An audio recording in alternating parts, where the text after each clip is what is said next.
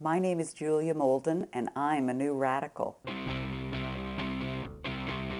I realized that there's an unfinished revolution rising up inside of the baby boom generation, that what we want to do is combine the ideals of our youth with the experience that we have as mature professionals and put that to work to solve some of the world's greatest challenges. Any audacious dream, any audacious goal can be achieved by breaking it down into bite-sized portions. You know, there's been this worldwide explosion, this desire to do good that everybody's feeling, everybody's picking up on it now. Amazing things happen when you're operating on a grassroots level. New radicals are people who've discovered that the way they earn their living can become the way they give back. Definitely you have to have an open mind, but the results are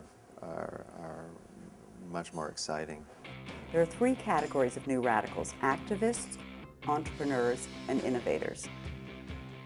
Activists are people who might say, I quit my job and went to work for Doctors Without Borders, while entrepreneurs might say something like, I quit my job and started manufacturing solar panels. And innovators are the ones who stay inside their field or organization and drive change from within. Rocco Rossi is a classic new radical activist. After the sudden death of his friend and colleague, Rocco left the beer industry. He's now CEO of the Heart and Stroke Foundation of Ontario. It had to be something that was personal, that meant something to me. And the fact that I'd lost on to a heart attack, I'd lost my grandfather to stroke, when this opportunity arose, it seemed like a magical fit. Patty Johnson's a great example of a new radical entrepreneur. She started an organization that's all about doing good.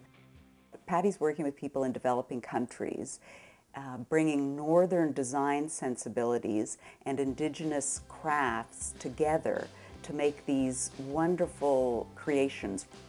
The North-South Project is a design-led program that is flexible enough to work with all sorts of agencies, communities, artisan groups across a broad range of product development. It made design more relevant to me. It also made me really understand that craft and design is a far larger field and has many, many, many cultural meanings. Jamie Kennedy is a great example of a new radical innovator. His successful restaurants use only local and regional ingredients. Not everybody wants to completely reinvent themselves. They like their field, they like the organization that they're working for, but they're still doing the same thing as Jamie is, but they've taken it in a radically new direction. It's about taking steps. It's not about wholesale change. When you discover something local and beautiful, it's really exciting. Like, you get inspired immediately to prepare a nice dish of food with that, you know? You don't get the same relationship or vibe from a box of tired vegetables. I think that I'm part new radical activist and part new radical entrepreneur, because part of my role is to help spread the word, but I'm also starting this organization, the Company of New Radicals, that I hope will really propel the movement so that millions of people around the world can become new radicals too.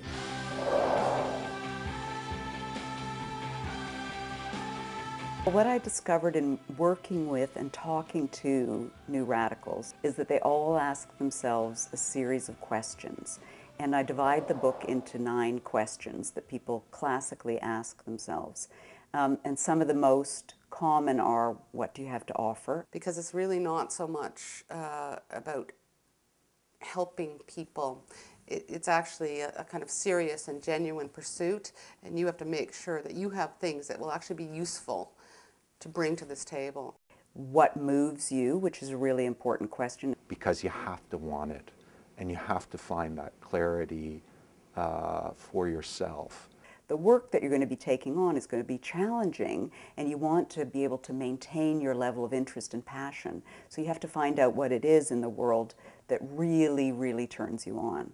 Whenever you start anything like this, you're really bucking trends, you're bucking the system, and you're being challenged on every level. And the more that I started to think about these people that I was working with and that I discovered and that I wanted to write about in this book, the more I realized that they took a common approach, which I describe as being positive, constructive, and hopeful. So they're radical in that they're changing their lives and trying to make a difference in the world, but their approach is dramatically different. So therefore, they're the new radicals. Well, new radicals exist at every age, in each field, every sector, and around the world. I think two really important things for people to know are, one, there's a place for everybody in this movement, that no matter where you are or what you're doing, there are ways for you to become a new radical. That's number one. And number two, you don't have to have a lot of money to do it. But there's a new group that I call the next new radicals, and that's people in their 20s and 30s who are saying, I don't want a traditional career. I want to be a new radical from the get-go. And some of the best and brightest kids coming out of the best schools across the planet who are saying, instead of going into the corridors of power, I want to go and work for charitable organizations. So I think we're just seeing the tip of the iceberg. As these people enter the workforce, they're going to change it around them. This movement seems to have risen up in the collective unconscious because so many people are wanting to become and already becoming new radicals. I've simply given what they're doing a name and I'm connecting them together. And I see one of the most important roles that I'm going to play in all of this is helping to create the community. Because every time I talk to new radicals, they're really eager to hear about, well, who else is doing it? You know, what other kinds of things? You know, before the book was out, people had never connected with one another. You know, they're working in their own little groups, so they'd perhaps heard about people in their sector. But now they're starting to discover that there are all kinds of people, so they can, you know, meet one another, support one another, and eventually find everything they need to become new radicals. The book is an important starting point, or a calling card, a kind of flag for the movement to help people become aware of it. And it's a useful tool for people considering making the transition. But it's only the beginning. And the more that I got into this and started talking to people and seeing that there's a community, and beyond that a potential community, I realized that we really needed to start an organization to support both existing new radicals and emerging new radicals.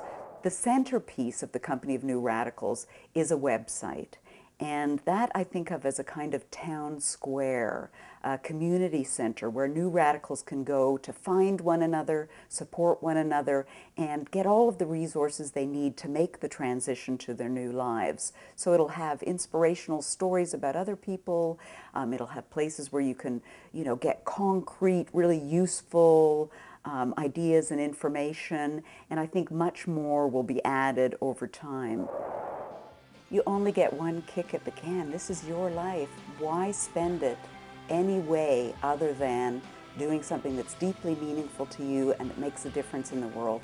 And the bonus is you're going to meet all of these amazing people as a result.